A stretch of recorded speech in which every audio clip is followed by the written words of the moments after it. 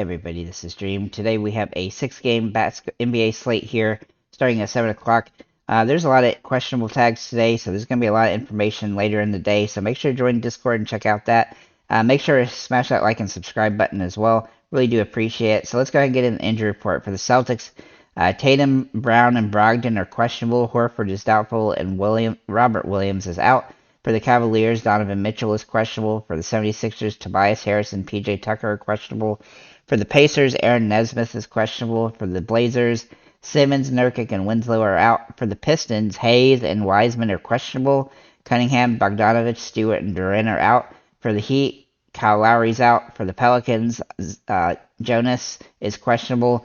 Zion is out. Josh Richardson's out. Nance is out. And Alvarado is out. And for the Kings, Fox is questionable. So with that said, let me get in my team picks real quick. So I have Boston over Cleveland, Philly over Indiana, Portland over Detroit, Miami over Atlanta, Denver over Toronto, and Sacramento over the Pelicans. With that said, let's get to the top picks here. So I actually have 3 top picks, which are Jokic, Lillard, and Embiid. All 3 of these guys look like they're going to have big games as a result of the matchups and things like that. I think Embiid is probably the safest, then Joker, and then Lillard. And so just to keep those in mind. As for Embiid, he's been really solid lately. His price has come up, though, but he's got a very nice matchup here against Indiana, so he's my favorite of these 3, but all 3 of them are in play today with their matchup situations. Let me switch this off here. Okay, and then for Jeremy Grant, for Portland, I really think he's a valuable option today. He's played pretty well the last 4 games, and he seems like he's back to full strength now. And he's got a nice plus matchup here against Detroit, and he's been playing well. And it looks like a matchup against his old team should be an advantage for him as well. And they really don't play defense, so he should be full complement. And then, of course, Portland has lots of injuries. As for Aaron Gordon, his price has been reduced a lot, which makes his floor less terrible. Obviously, he has a low floor and a high ceiling. But in this situation, he's got a pretty good matchup. Not the best matchup, but he's been pretty good here, and he's been good lately. And so I think he's in a good spot to have a good game. Obviously, he is risky, but I do think he's in play today. Marvin Bagley is about as close to a must-play as you can get for Detroit right now. Obviously, we'll have to wait and see about the injury report, but he's been playing really well when he gets over 25 or so minutes, and his price is still pretty good. Obviously, it's come up some, but if he can play over 30 minutes in this game, he will be a must-play on the slate. And so right now, he is a core play.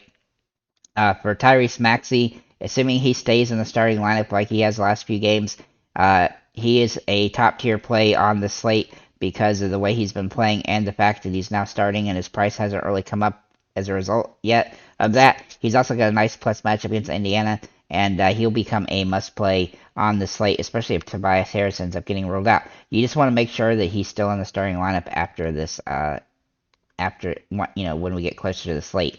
Michael Porter Jr. for Denver also looks interesting today. His price has also come down some, so he's come into playable territory, but much like Aaron Gordon, he is streaky and tends to have really bad games, but also has really big games, so he is definitely viable on the slate.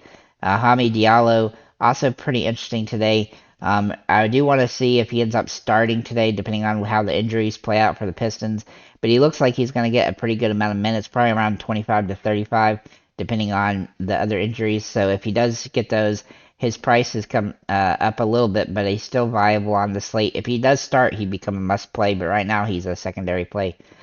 Trey Murphy is also interesting for the Pelicans. He's been playing a lot of minutes as a result of the different injuries for the Pelicans, and as long as those injuries continue, he's going to have plenty of minutes, and he will likely start most of these games, and so he looks like a really good spot today, especially with Josh Richardson out. Then we're going to look at Cam Reddish for Portland. He has been playing pretty well since he joined Portland, and he's been relatively consistent. He's had a couple games where he didn't score 20 fantasy points, but for the most part, he's been doing that. He's also had several games over 30 fantasy points, so he does have some good upside here, and he's in a nice plus matchup here against Detroit. Same can be said from Matisse Thybulle for Portland as well. He's been playing really well as a starter since joining the Trailblazers with a bunch of guys out. He has some nice upside today, and he's been over 20 fantasy points in all but 2 games since joining. With that said, there are so many questionable tags today. You definitely have to pay attention to that. There'll probably be more value open up as we get close to the slate, so stay tuned for that in the injury report. And thank you guys for liking, commenting, subscribing, and have a nice day, guys.